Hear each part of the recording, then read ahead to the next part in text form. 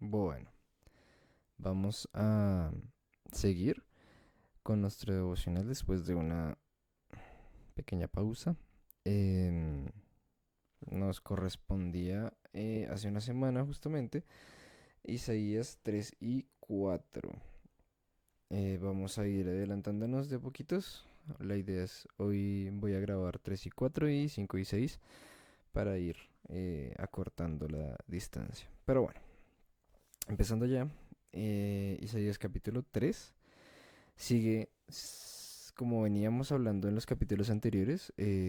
Isaías está teniendo una visión de parte de Dios sobre lo que va a pasar en el futuro con Jerusalén. Y entonces habla de diferentes escenarios y aquí continúa, digamos, como con ese planteamiento. Entonces, en este capítulo, como parte, como les decía, de la visión de Isaías, él ve a Jerusalén siendo enjuiciada y en medio de un conflicto y de mucho desorden y de violencia y diferentes cosas que se dan, que se darán en este caso, y que es un poco lo que estamos viendo hoy en día. No sé si ustedes saben el origen del conflicto entre Israel y Palestina, pero hay una cosa que se llama la Franja de Gaza, y en esa Franja de Gaza, que es básicamente como la frontera entre Israel y Palestina, en esa Franja de Gaza se ubica Jerusalén. Y la disputa es saber si Jerusalén es la capital de Israel o la capital de Palestina. Porque en ambos países hay como religiones, eh, bueno, hay grupos tanto judíos como de otras religiones derivadas que reclaman Jerusalén, tanto para Palestina como para Israel.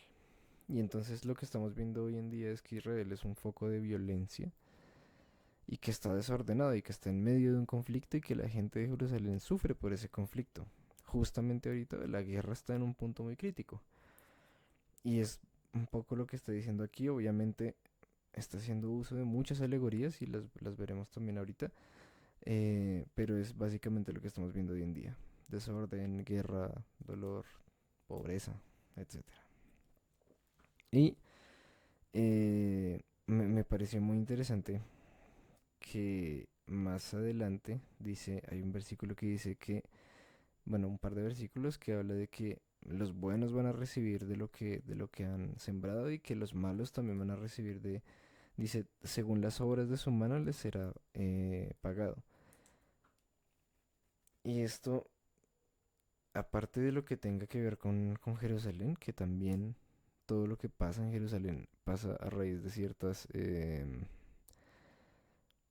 cosas que pasaron, digámoslo así, em, de ciertas obras de hombres, eh, también nos recuerda que la salvación, si bien no viene por obras, viene por la gracia que nos dio Jesús, em, nuestros actos sí tienen consecuencias.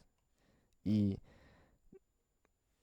más específicamente tienen consecuencias en esta vida que estamos viviendo.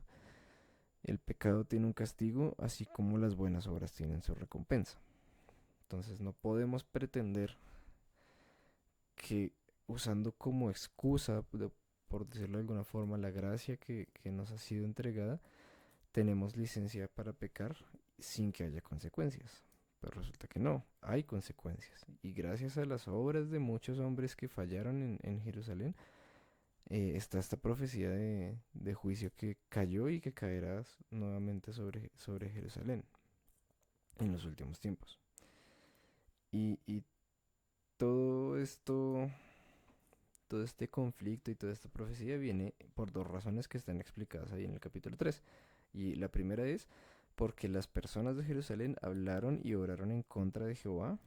Y también la segunda razón es por la falta de amor y de igualdad que había en ese momento en Jerusalén.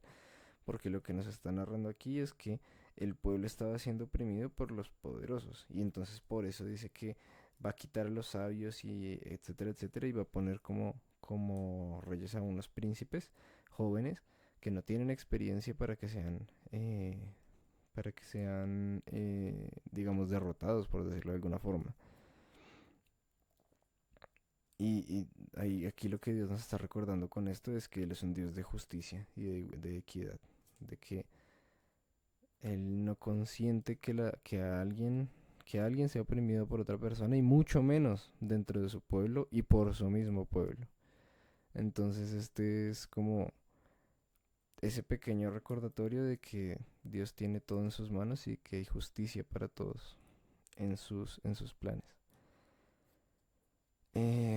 Ahí ya digamos, en la última parte del capítulo habla sobre las hijas de Sión y me puse a investigar un poquito sobre a qué se refería con las hijas de Sión. Hay dos opciones.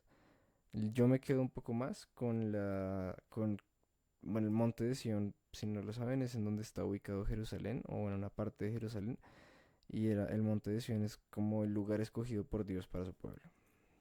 El monte de Sión todavía pues está allá en Jerusalén y si no lo puedo buscar en Google Maps, se ve feo, que también lo veremos un poquito.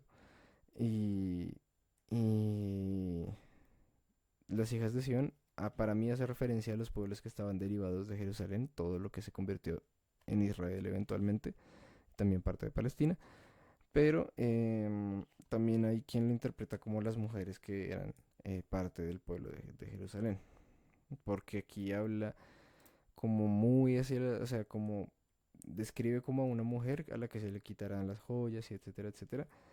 Em, pero a mí me hace más referencia a que él habla de cómo Israel perderá su belleza a causa del pecado. Y lo podemos ver ahorita. Antes, cuando uno miraba la frontera entre Egipto y Jerusalén, se podía ver muy marcada la diferencia de Egipto, un lugar desértico, árido, terriblemente azotado por el calor, y Jerusalén y Israel, perdón, era un pueblo muy verde, muy prolífico. Y ahorita ya no se ve tanto esa diferencia. Israel está en un momento a nivel ambiental muy complicado. Entonces, dice que aquí habla, como les decía, de que perderá su belleza a causa del pecado. Y también hace referencia muy específica a que dice que su cabello será rapado. eh, sí, como que su cabello será cambiado por una cabeza rapada. Y aquí esta parte también es curiosa porque en la cultura judía o en la cultura de estas épocas, el, una mujer con el cabello rapado era un símbolo de vergüenza y de inmundicia. O sea, de las cosas más importantes que tenía una mujer era su cabello largo y sano. Así como el hombre también, las características principales, una de ellas era que tuviera el cabello corto. Entonces, esto hace también referencia a que pues Jerusalén será vista como un sitio de vergüenza, de inmundicia. Y pues para allá vamos realmente. Sin embargo, entrando al capítulo 4 que es muy, muy cortico, creo que son 6 versículos, aquí lo que Dios nos muestra es que todo eso tiene un propósito. Y Dios siempre tiene un propósito, aún en medio de la prueba, aún en medio del castigo. Y en este caso que está hablando aquí particularmente, trae renuevo sobre Israel. Trae como un nuevo tiempo y traerá un nuevo tiempo.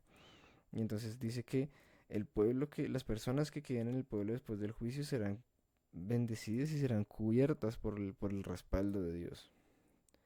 El punto es muy sencillo y creo que el capítulo es corto para hacer mucho énfasis en esto, en que después de toda la prueba, después de todo el castigo, después de limpiar su pueblo, Él traerá bendición nuevamente sobre su pueblo escogido. Eso por estos dos capítulos y nos vemos en el siguiente video ahorita con los dos siguientes capítulos, con los capítulos 5 y 6. Un abrazo.